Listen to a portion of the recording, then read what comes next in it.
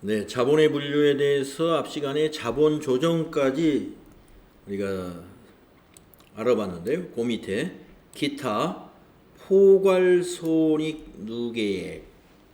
네. 자, 여기 손익이라는 말이 들어가잖아요. 손익이라는 말이. 그런데 여기서 우리 손익하면은 여러분 수익과 비용이잖아요. 손익계산서로 가야 될 것 같은데 이거는 기타 포괄 손익 누계액으로 보면서 손익으로 안 가고 재무상태표 자본으로 보겠다 하는 내용입니다. 한번 내용을 살펴보면요. 계정 과목의 이름이 손익 계정 과목의 이름하고 아주 비슷해요. 한번 내용을 보겠습니다. 자, 기타 포괄 손익 누계액은 당기 순이익에 포함되지 않는 평가 손익입니다. 이거. 우리가 아직 평가, 자산의 평가라든가 이런 거에 대해서 이제 뒤에서 우리가 배워 나갈 텐데요. 이제 미리 이 말씀을 드리자면은 우리가 자산을 평가하는 일이 있는데 그 자산의 평가에서 발생한 손실이나 이익이 당기의 손익 계산서에 가지 않고 자본으로 유보되는 것을 말합니다. 자, 당기 순이익에 포함되지 않는 평가손익. 그러니까 일반적으로 평가손익에는 당기의 순이익에 반영이 되는 평가손익이 있고 반영이 안 되는 게 있다는 거예요. 여기서 자본에 해당되는 것은 당기 순이익에 포함되지 않는, 즉 반영되지 않는 평가손익이다. 뭐가 있느냐? 매도 가능 증권 평가 손익. 이게 아주 대표적입니다. 매도 가능 증권 평가 손익. 네. 매도 가능 증권이라는 걸 아직 안 배웠어요. 이게 자산이거든요. 매도 가능 증권. 네. 뒤에서 이제 매도 가능 증권이라고 하는 개념 과목에 대해서 투자 자산을 공부할 때 이거 배울 거예요. 그런데 매도 가능 증권을 보고기간 종료일이라는 건 결산일이죠. 결산일 현재의 가격으로 평가해 봤더니 손익이 발생했다. 이거 뭐예요? 손익이라는 것은 손실이 나거나 이익이 났다는 것이죠. 그러니까 평가 손실이 나올 수도 있고 매도 가능 증권 평가 이익이 나올 수도 있는 것입니다. 손실이 나든 이익이 나든 매도 가능 증권 평가 손익은 모두 어디에 해당돼요? 당기의 순이익, 손익이 안 가고 여기 기타 포괄 손익 누계 자본에 해당이 된다는 거. 요건 시험에 아주 잘 나오니까 이건 뒤에서 연습도 많이 할 거고요. 거의 시험에는 안 나오니나마는 명칭은 알아두세요. 해외사업 환산손익. 해외사업 환산손익.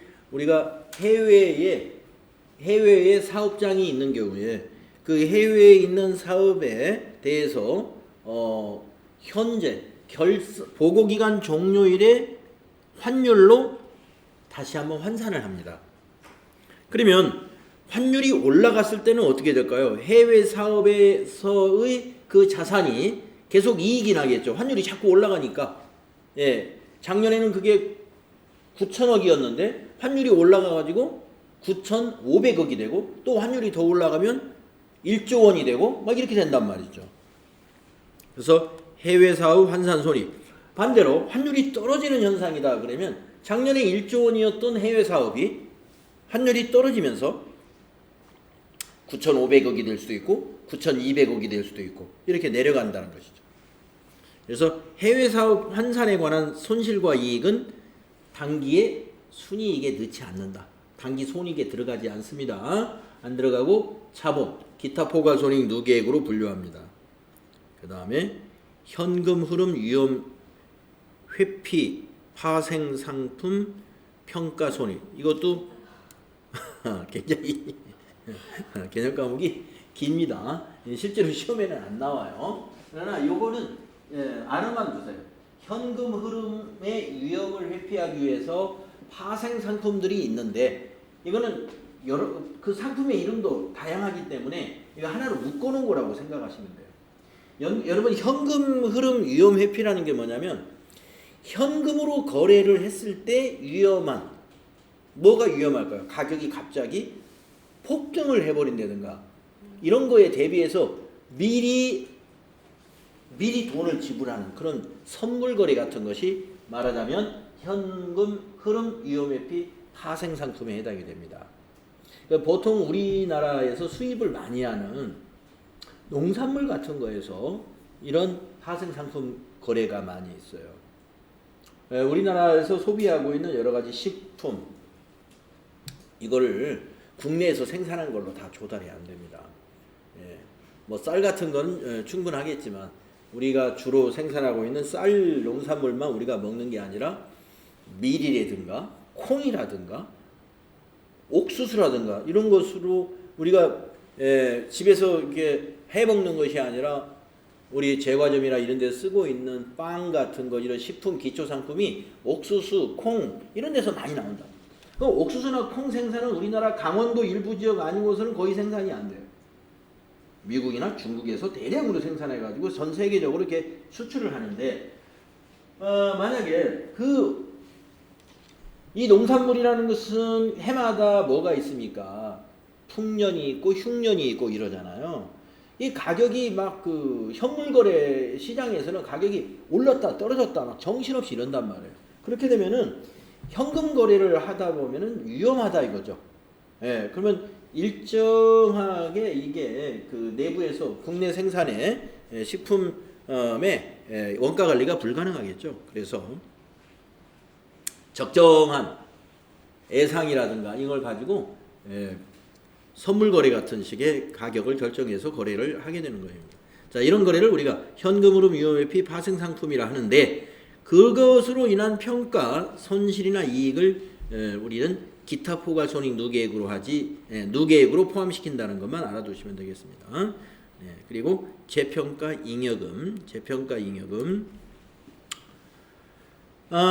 잉여금은 이제 FAT 1급에는 안 나옵니다. TAT 2급에 우리는 TAT 2급까지 공부하실 거니까 이거는 나올 거예요. TAT 2급에서는 FAT 1급에서는 매도가능증권 평가 손익까지는 나옵니다. 이거는 반드시 나오는 거고 재평가 잉여금은 나중에 TAT 2급에서 나오니까 미리 좀 알아두시면 되겠어요.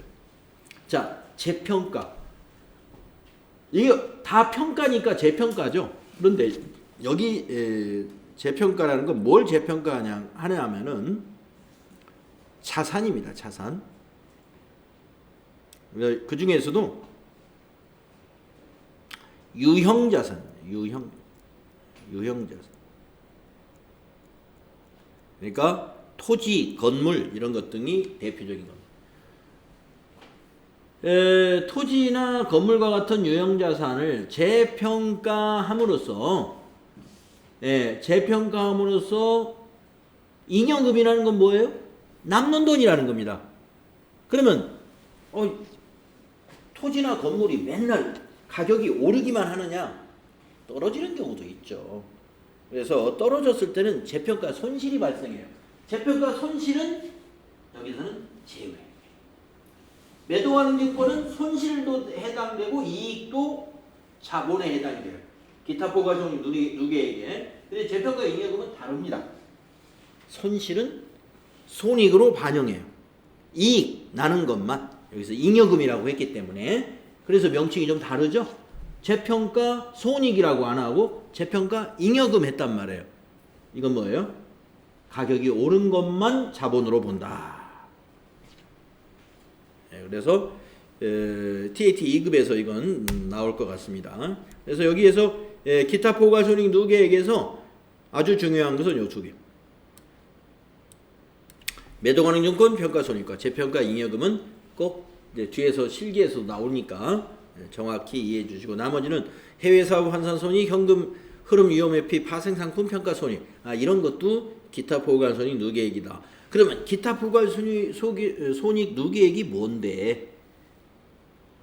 평가 손익인데 당기의 손익에 반영을 안 하고 자본에 반영을 시키는 것을 기타 포괄 손익 누계액이라 한다. 정리하면 그렇죠. 기타 포괄 손익이 누계액이 뭐라고요? 평가한 손익인데 전부 자산에 대한 거죠. 자산의 평가 손익인데 그 평가 손익이 당기 손익에 반영이 안 되고 자본으로 봐주는 것을 기타 포괄손익 누계액이라고 한다. 자, 이제 자본의 마지막 이익잉여금. 네, 이 이익잉여금은 바로 영업성과예요. 영업성과 결과가 여기에 반영돼요. 영업성과 결과 이익잉여금. 자, 내용을 보면요.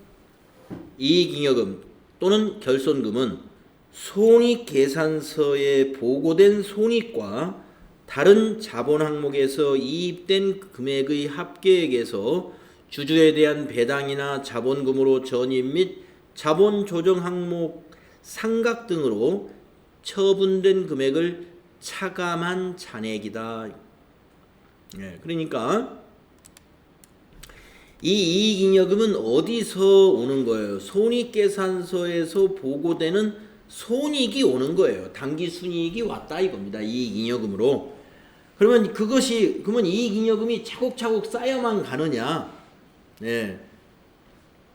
이익잉여금이 차곡차곡 쌓여만 가는 것이 아니라 그 이익을 가지고 주주에게 배당도 한단 말이에요. 배당. 주주에게 현금으로 준다 이 말이죠. 또 자본금으로 전입도 해요. 무상증자. 자본금으로 전입. 그리고 자본 조정 항목, 마이너스 항목을 상각하기도 해요. 이렇게 해서 처분이 됩니다. 없어진다 이거예요. 없어지고 남은 거, 이것이 기말에 이익잉여금으로 표시가 될 거다. 네, 그러면 여기 밑에 있는 것이 이익잉여금의 종류들입니다. 밑에 있는 게. 자, 법정 적립금이라는 거 뒤에서 자세한 설명이 있을 때가 있어요. 법정 적립금은 법률적으로 이거는 이익이 난 거에 대해서 일정한 금액만큼을 법으로 적립하라고 강제한 것이 법정 적립금입니다. 이익 난 것에 대해서 법으로 이만큼은 적립해라 라고 강제로 적립시키는 것이 법정 적립금. 그 다음에 임의 적립금. 기업이 임의적으로 알아서 적립한 어떤 목적을, 사업의 목적을 두고 적립해 나가는 것이 임의 적립금입니다. 예, 그래서 우리가 자금이 이익이 많이 나게 되면 이런 임의 적립금이 충분히 많이 있기 때문에 이런 걸로 재투자를 할 수 있는 것이죠. 그 다음에 미처분 이익잉여금. 미처분 이익잉여금은 우리가 단기에 이익이 난 것이 어디로 와요? 일단 미처분 이익잉여금으로 오죠. 이거 가지고 이 미처분 이익잉여금 이걸 가지고 임의적립도 하고 법정적립도 하고 배당도 하고 자본금으로 전입도 하고 자본조정 항목을 상각도 하고 여기에 이익잉여금의 원천, 네, 이익잉여금의 원천 샘물, 그 샘물은 이거예요. 미처분 이익잉여금. 이거 가지고 쓰는 거예요. 그래서 해마다 미처분 이익잉여금이 당기순이익이 이쪽 미처분 이익잉여금으로 와서 이것을 임의적립, 법정적립, 현금배당, 자본금으로 전입, 자본조정의 상각 이렇게 쓰여지고 있습니다. 이런 얘기입니다. 근데 회사가 이익이 나지 않는 회사는 미처분 이익잉여금이 있을까요? 오히려 그거 대신에 이것만 남겠죠. 미처리 결손금. 미처리 결손금. 회사가 손실이 났어. 그럼 계속 몇 년에 걸쳐서 손실이 나면 미처리 결손금이 있기 때문에 적립금이 뭐고 없겠죠. 적립할 돈이 없는데.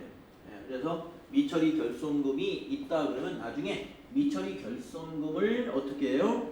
이것을 해결하기 위해서 감자를 하게 됩니다. 미처리 결손금, 이거 결손금 이대로 놔두면 안 돼요? 그러면 감자는 뭐예요? 저 위에 있는 자본금을 줄이는 거예요. 자본금을 줄여가지고 미처리 결손금을 털어내는 겁니다. 그때 감자를 할 수가 있어요. 그래서 기업이 수년간에 걸쳐서 이렇게 손실이 나잖아요. 그건 나중에 감자를 하게 됩니다. 그래서 주주들이 자기 주식을 헐값에 기업에게 팔거나 아니면 아예 무상감자 하게 되면은 공짜로 내가 주식이 그 회사 주식 1000주를 가지고 있다. 50% 감자하겠습니다. 그러면 회사에서 그냥 50주를 없애버립니다. 반토막이 나는 주식이. 예. 그래서 그것은 무상감자. 왜 무상감자를 해요? 미처리 결손금을 해결하기 위해서, 처리하기 위해서 감자를 한다. 그래서 감자하는 회사다 그러면 다 어려운 회사들이에요. 자, 그래서 이익잉여금까지 우리가 알아봤습니다. 네, 상당히 복잡하죠. 우리가 시험을 대비하기 위해서는 이런 것들을 다 알아야 되는데 실제로 우리 현장에서 회계 처리할 때 보면은 일반 그 법인의 자본에 관한 거래는 1년 내 한 건도 없는 회사도 많습니다. 예. 그러니까 자본 거래가 거의 없어요. 왜? 주주하고 이렇게 거래를 주식을 사고 팔고 하는 거래가 얼마나 있겠느냐 하는 겁니다. 예, 그렇죠? 예. 그리고 매도가능증권 평가손익, 매도가능증권이라는 것은 주식을 장기 투자해야 매도가능증권, 채권에 장기 투자 같은 걸 하는데 일반적으로 작은 법인 같은 경우는 이런 채권이나 주식 투자 이런 걸 안 해요. 안 하면 매도가능증권이라는 개정 과목조차도 없는 겁니다. 네. 그러면 재평가 이건 있어야 될 거 아니에요. 유형자산 다 있으니까. 기업에 따라서 이건 재평가를 하겠다. 재평가 모형으로 회계 처리하겠다는 회사만 재평가를 합니다. 그러니까 이거는 선택사항이에요. 재평가를 하겠다라고 하는 회사만 한단 말이에요. 근데 우리 회사 너무 귀찮아. 결산 때 다른 것도 할 일 많은데 유형자산 재평가 같은 거 안 하고 싶어요. 뭐 신고 안 하면 돼요. 아니 재평가 안 해도 된다 이거. 자, 그러면 우리가 우리 주변에 있는 작은 무슨 주식회사, 무슨 주식회사라는 그런 기업들을 생각해 보면요, 예, 자본에 관한 거래가 있을까요? 없다는 것입니다. 예, 그래서 실제 우리 실무에서는 그다지 그렇게 중요하지 않은 개정인데 시험에서는 매우 중요해요. 예, 시험에서는 우리가 작은 일반적인 그 법인만 상대로 하는 게 아니라 대기업, 예, 이런 자본 거래가 많은 그런 거래 회사의 회계 처리까지도 우리는 시험에서 내고 있기 때문에 자본에 관해서 시험이 많이 나옵니다. 그래서 이거 자세히 제가 정리를 해드린 거고요. 이거의 분계와 관련된 것은 뒤에 실무에서 나오니까 그때 다시 복습하도록 하겠습니다. 자, 괄호 4번에 자산과 부채의 총액 표시 아까 말씀드렸어요. 앞에서 나온 얘기니까 자산과 부채의 총액 처리 아까 외상매출금, 외상매입금을 가지고 예, 서로 상계하지 않고 총액으로 표시하는 게 원칙이다. 예, 말씀드렸던 그 내용이니까 예, 요거는 넘어가겠습니다. 다음 페이지 보시면 표가 하나 있어요. 재무상태표 개정 과목이 이렇게 된다. 그래서 이 표를 외워라 하고 이렇게 넣는 겁니다. 예, 그러니까 이걸 어떻게 외우느냐? 자산에는 유동자산, 비유동자산이 있습니다. 유동자산은 당좌자산과 재고자산이 있습니다. 그러면 당좌자산의 개정 과목들이 뭐냐? 이게 이제 개정 과목들이에요. 현금, 보통예금, 당좌예금, 외상매출금, 받으러움, 미수금 등이 있고 재고자산은 뭐가 있느냐? 상품, 제품, 원재료, 제공품, 뭐 여기 반제품도 있고 몇 가지 더 있을 수도 있습니다. 또 투자자산에는 뭐가 있느냐? 장기성예금, 장기대여금, 투자부동산, 유형자산에는 뭐가 있느냐? 토지, 건물, 구축물, 기계장치, 비품, 건설 중인 자산. 이게 다 개정 과목들입니다. 무형자산에는 뭐가 있느냐? 영업권, 산업재산권, 개발비, 소프트웨어. 기타 비유동자산에는 뭐가 있느냐? 임차보증금, 장기 외상매출금, 장기 비수금 등이 있다. 그래서 이렇게 분류된 상태로 이걸 암기해야 된다. 네. 제가 나눠드린 표도 이렇게 되어 있습니다. 그래서 시간을 가지고 계속 이걸 보시면서 어찌됐든 어느 정도 암기가 될 수 있도록 해야 되고요. 또 부채도 이렇게 외우자. 부채도 유동부채, 비유동부채로 일단 구분하고, 유동부채에는 외상매입금, 지급어음, 미지급금, 예수금, 선수금 등이 있다. 비유동부채에는 장기차입금, 장기미지급금, 사채 같은 것이 있다. 그리고 자본은 우리 방금 정리해서 여러분 기억이 생생하죠? 자본에는 자본금, 자본잉여금, 자본조정, 기타 포괄 손익 두 개의 이익잉여금이 있다. 자본금에는 보통주자본금, 우선주자본금으로 나누어지고, 자본잉여금에는 주식발행 초과금, 감자차익, 자기주식 처분이익이 있고, 자본조정에는 주식할인발행차금, 감자차손, 자기주식 처분 손실이 있고, 기타 포괄 손익 두 개에게서는 매도가능증권 평가손익, 재평가잉여금이 있고, 이익잉여금에는 법정적립금, 임의적립금, 미처분 이익잉여금 이런 것 등이 있다. 요약을 해서 이게 보여줬습니다. 이게 재무상태표 개정이에요. 재무상태표 개정 외우셔라 하는 거. 네. 여기 다 들어가 있는 것도 아닙니다. 여기는 그러나 중요한 것은 거의 다 들어있네요. 보니까 중요한 거. 그래서 가능한 한 우리가 이걸 빨리 외워 나가야 되고요. 우리가 앞으로 공부할 것이 여기에 있는 것들을 이제 당좌자산부터 이 순서대로 쭉 공부해 나갈 거예요. 여기서부터 이렇게 순서대로 세부적으로 공부해 나갈 겁니다.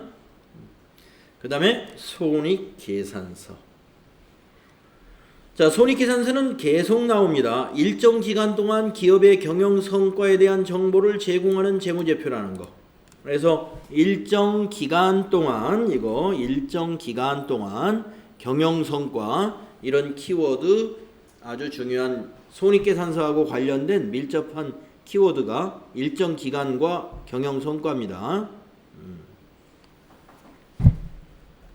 그래서 손익계산서는 당해 회계기간의 경영 성과를 나타낼 뿐만 아니라 기업의 미래 현금 흐름과 수익 창출 능력 등을 예측할 수 있겠죠.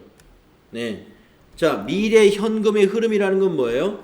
우리가 단기에 이익이 많이 난 회사는 미래, 즉 내년에 아니면 내후년에 현금 사정이 좋아지겠죠. 예. 뭐 당연한 거 아닙니까? 이익이 많이 난 회사. 그래서 미래의 현금의 흐름을 예측할 수가 있고, 수익 창출 능력 등을 예측할 수가 있습니다. 네. 올해 이렇게 이익이 많이 났는데 내년에도 보니까 뉴스 보니까 만약에 우리 회사가 반도체 회사다. 근데 내년에 반도체 소비가 굉장히 많을 것으로 예상을 해요. 그렇게 예상되는 정보가 많아. 그러면 내년에는 이익이 더 많이 나겠구나. 이걸 예측할 수 있다는 거죠. 근데 반대로 지금처럼 어떤 세계적으로 어떤 전염병이 퍼져가지고 굉장히 지금 소비가 위축이 되고 어떤 가동률이 떨어지고 막 이런 것들이 예측이 된다 이거예요. 금년도 상반기까지. 그럼 내년에는 수익 창출이 어렵겠는데 이런 것들이 예측 가능하다. 자, 손익계산서의 기본 구조. 다음 페이지에 표가 하나 있는데 이거를 외우셔야 된다는 거죠. 우리가 앞에서 만들어봤던 손익계산서는 T자로 돼 있어가지고 이렇게 T 계정으로 해서 손익계산서 우리 만들었던 거 기억나시죠? 여기다 실습했잖아요. 그래가지고 어떻게 해요? 수익, 여기서 수익이 매출액, 영업의 수익, 이런 것들이 수익이에요. 그래서 수익은 이쪽에다가 이렇게 기록을 하고, 그 다음에 비용은 뭐냐? 요 매출원가, 판매비와 관리비, 영업의 비용, 법인세, 이게 비용이에요. 비용은 여기다가 이렇게 기록을 하고. 우리 손익계산서를 T계정으로 그릴 때는 이렇게 수익은 대변에 몰아붙이고 비용은 차변에 몰아붙여가지고 총수익에서 총비용을 빼가지고 뭘 구했어요? 당기순이익을 구했죠. 네. 이렇게 해서 당기순이익을 구했는데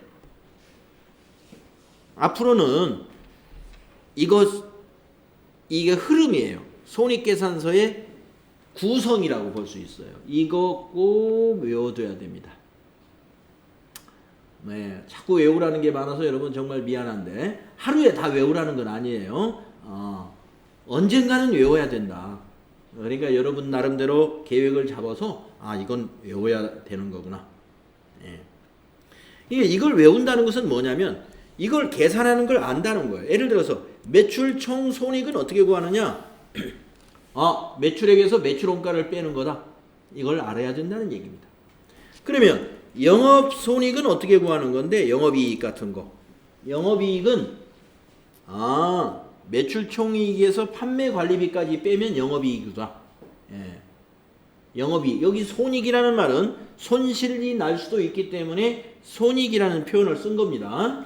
예. 우리가 손실이 안 난다라고 하는 전제라면은 매출 총이익. 여기는 영업이익 이렇게 됩니다. 예.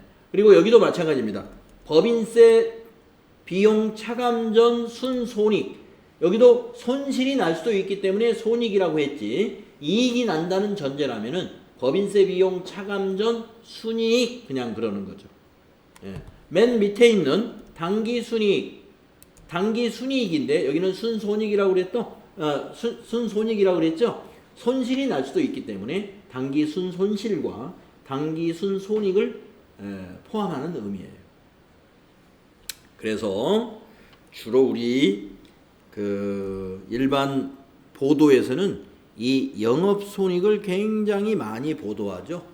영업손익이 그 회사의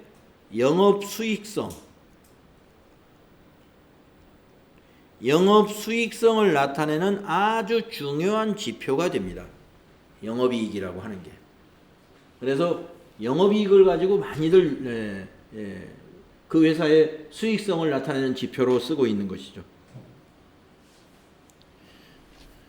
그래서 요 흐름을 손익계산서의 구성 꼭 알아두셔야 돼요. 매출액에서 매출원가를 뺀 게 매출총이익, 매출총이익에서 판매비와 관리비를 빼면 영업이익, 영업이익에다가 영업의 수익은 더하고 영업의 비용을 빼면 법인세 비용 차감 전 순이익, 거기에서 법인세를 빼면 당기순이익이 최종적으로 계산이 된다는 거죠. 요 흐름, 뭘 빼고 뭐에서 뭘 빼야 뭐가 나온다는 거, 이 흐름 매우 중요하다. 앞으로 손익계산서 하면은 이걸 여러분이 쭉 쓸 수 있어야 됩니다. 그래서 이제 뒤에서는 우리가 매출원가는 무엇이고 이런 걸 배워 나갈 거예요. 수익에서 매출액은 어떤 게 매출액이고, 그 다음에 판매 관리비는 어떤 것들이 있고, 영업의 수익의 계정 과목은 또 어떤 것이 있고, 영업의 비용은 어떤 계정 과목이 있고, 제가 나눠드린 여러분 표에 이런 판매비와 관리비, 영업의 수익, 영업의 비용 계정 과목들이 수십 개씩 거기 표로 이렇게 만들어져 있을 거예요. 정리되어 있을 거예요. 그런 것들을 이제 앞으로 배워 나갈 겁니다.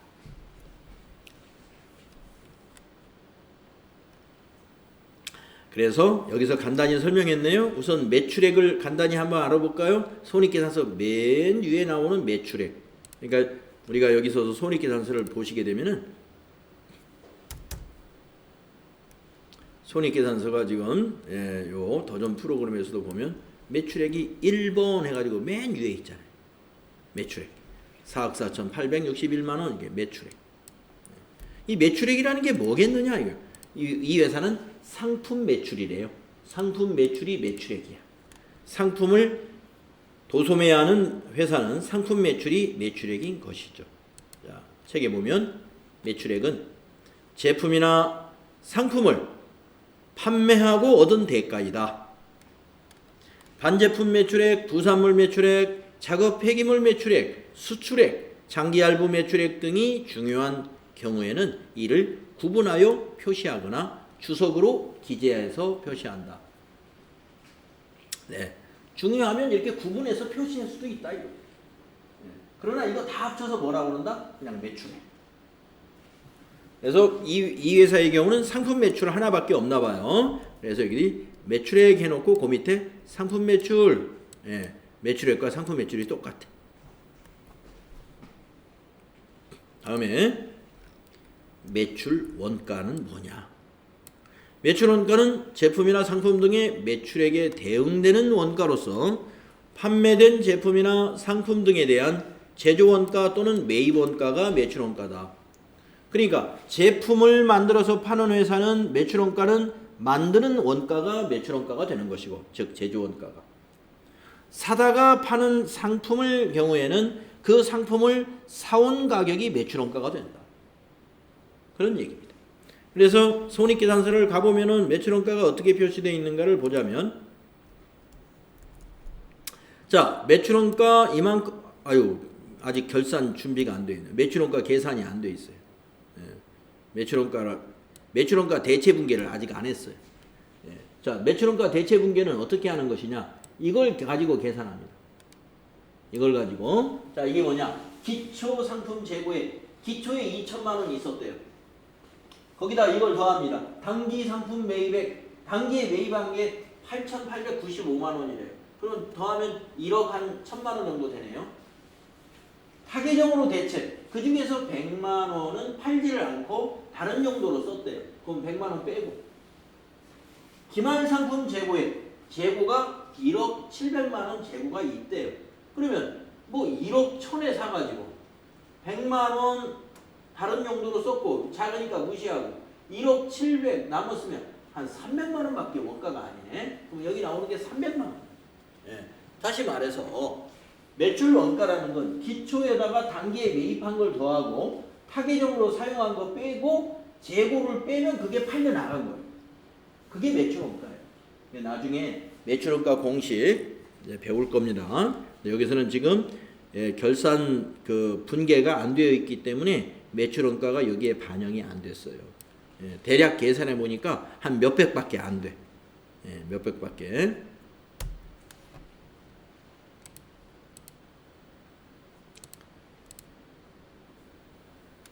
자, 그래서 다시 교재를 매출 원가는 제조 원가 또는 매입 원가가 매출 원가가 된다. 그러면 판매비와 관리비는 뭐냐?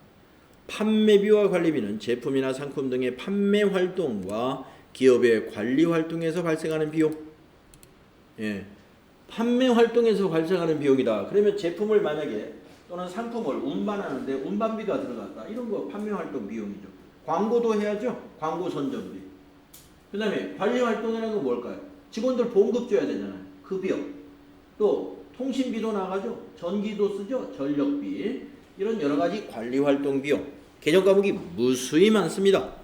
그래서 판매 활동과 기업의 관리 활동에서 발생하는 비용이 전부 판매비와 관리비예요.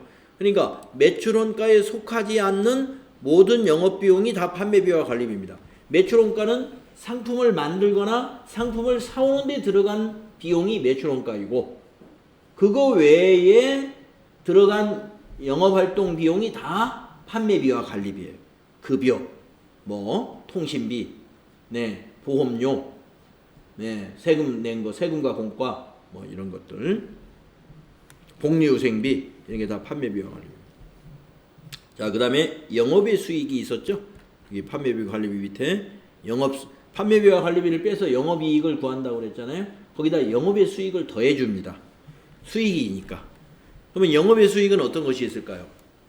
영업의 수익은 기업의 주된 영업활동이 아닌 활동으로부터 발생한 수익과 차익으로서 중단사업 손익을 해당하지 않는 것으로 한다.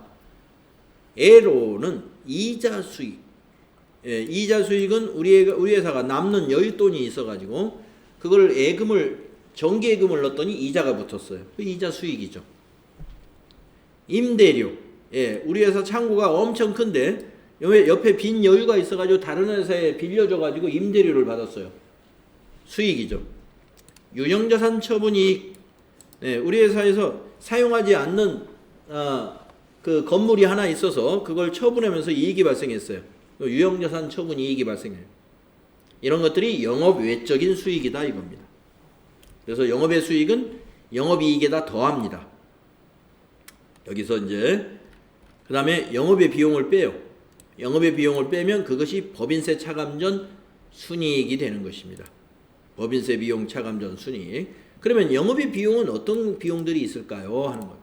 영업의 비용은 기업의 주된 영업 활동이 아닌 활동으로부터 발생한 비용과 차손으로서 중단사업 손익에 해당하지 않는 것으로 한다. 이 중단사업이라는 말이 계속 나오는데 우리가 사업을 두 가지 업종을 하는 경우에 한 가지 사업을 중단했다. 그러면 하나 사업은 중단사업이고 지금 계속하고 있는 건 계속사업이에요.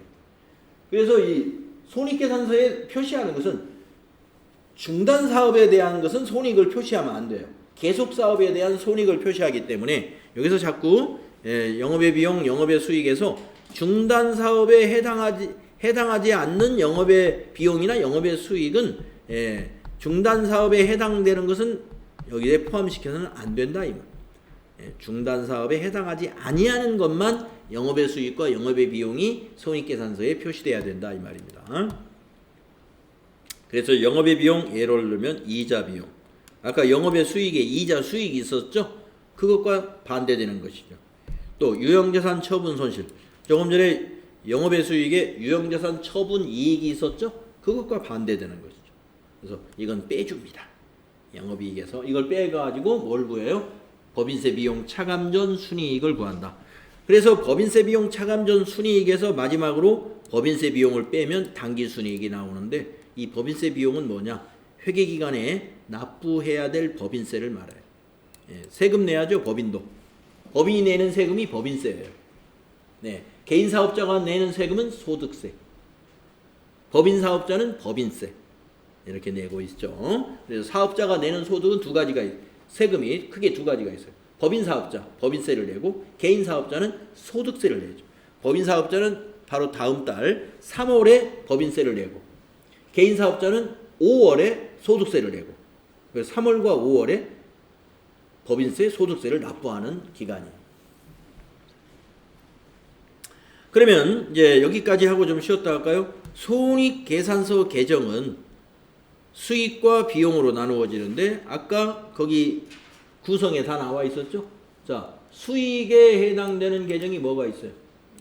매출액이 있고 영업의 수익. 이 두 개가 수익이에요. 매출액하고 영업의 수익이 수익이고요.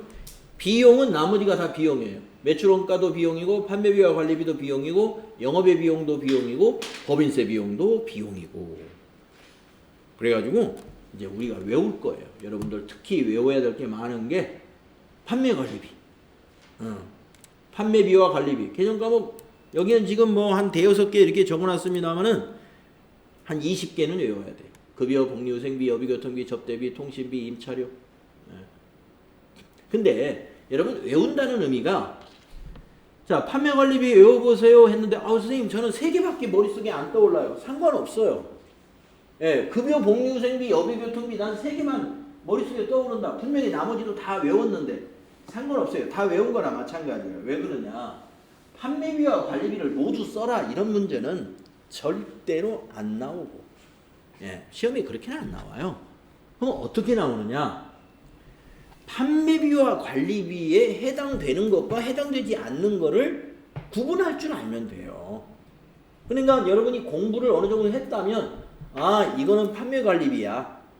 내가 외울 수는 없지만 딱 문제에서 제시가 되면 이게 판매관리비인지 영업의 비용인지 구분할 수 있다. 그러면 된 거예요. 무슨 얘기냐? 여기서 지금 보면 여기 지금 접대비가 있고 통신비가 있잖아요. 접대비, 통신비는 판매비와 관리비야. 그 다음에 영업의 비용에 뭐가 있어요?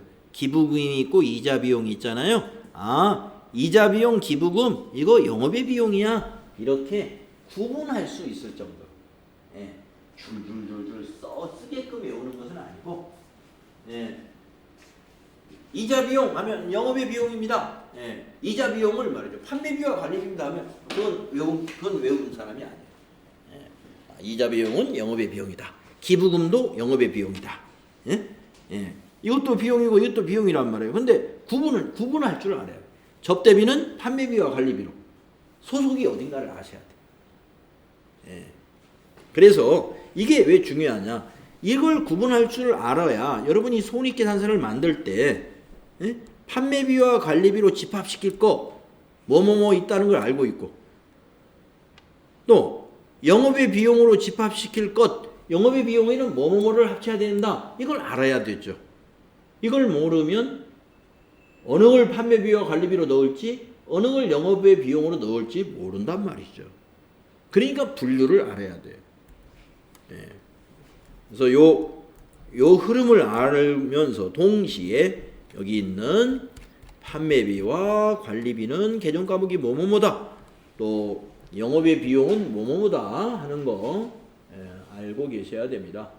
영업의 수익은 선생님 안 외워도 되나요? 이것도 물론 외워야 돼요. 그런데 영업의 수익은 시험 보는데 그렇게 큰 문제가 안 돼요. 왜냐? 수익은 말이죠. 여러분 보세요. 수익은 매출액하고 영업의 수익밖에 없어요. 매출액은 너무 쉽거든요. 상품 매출, 제품 매출 이게 매출액이에요.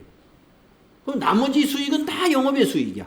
상품 팔아서 상품 판매 대금하고 제품 판매 대금 뺀 나머지는 다 영업의 수익. 이자돈 받은 거, 배당금 받은 거, 임대료 받은 거, 단기 매매증권 평가에서 이익 나는 거 이런 것들 영업 외적인 수익. 이게 영업의 수익. 그러니까 이 매출액하고 영업의 수익은 너무나 구분이 쉬워요. 복잡하지가 않아요. 구분이. 그런데 요 두 개. 판매비 관리비하고 영업비 비용 요거 많이 헷갈릴 수가 있어요. 계정 과목들이 두 개가 다 많아.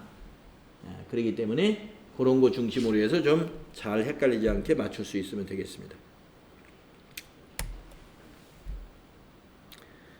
자, 그러면 또 우리 10분간 쉬었다가 다음 시간에 현금 흐름표와 자본 변동표부터 우리 살펴보도록 하겠고요.